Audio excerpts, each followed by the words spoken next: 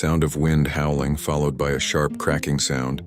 In the shadowy, dust-filled cavern, two figures were just pulling themselves out of a newly made crater in the wall. That was us. I'm Lynn, spiky white hair, shadow cloak, and my trusty goblin sword strapped to my back. The guy next to me, struggling to his feet and dusting off his incredible white and emerald dragon scale cloak.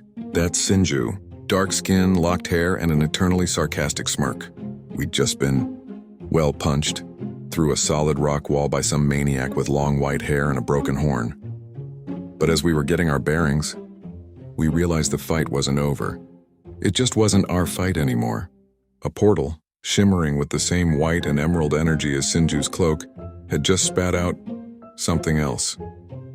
A demon knight. It stood there, imposing and silent. Its armor looked like it was forged from the very scales of a dragon, and in its hand was a sword that seemed to be carved from the bone of some ancient, long-dead demon. It was grotesque but powerful. The demon knight twisted its head with a sickening crack, its gaze falling on the guy who had just sent us flying, the one with the long white hair and the broken horn. He was circling the knight, a predatory look in his eyes. He sneered, "What is this, a toy?"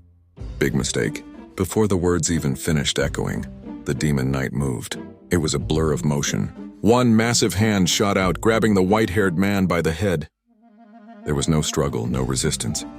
It just lifted him, and then slammed him into the ground like he was nothing more than a rag doll.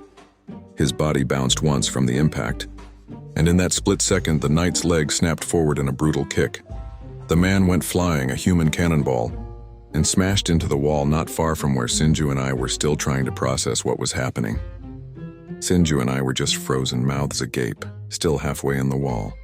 The white-haired guy staggered to his feet, spitting a mouthful of blood onto the dusty floor. He wasn't done yet. He raised his arm, and from his sleeves, chain scythes came slithering down his arms like metallic snakes, coiling and ready to strike. He swung them with a roar, the chains whistling through the air. But the demon knight was unimpressed. With a single, fluid motion, it swung its bone sword, deflecting one chain with a shower of sparks. It didn't even break stride. It ran toward him, closing the distance in an instant, and drove its sword straight into the man's gut. There was a final, wet, sickening sound. The white-haired man's eyes went wide with shock. The chain scythes clattered to the ground. He dropped. And that was it. Silence. No dramatic explosion. No loot drop. No treasure chest. Just a body. Sinju and I just stood there, still dusted with debris, our hearts pounding in our chests. We were completely and utterly amazed.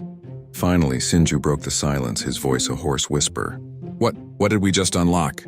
I shook my head, my mind racing. Yeah, and where even are we?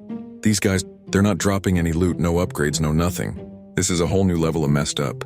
Sinju let out a long breath, finally stepping fully out of the wall and brushing off his cloak. "Well," he said, forcing a bit of his usual swagger back into his voice. "We still gotta go talk to the Underlord. Remember?" He started making exaggerated hand gestures, his voice dripping with sarcasm. "He said he has something only a true adventurer would love." He rolled his eyes. I grunted, checking if my sword was still in one piece. Yeah.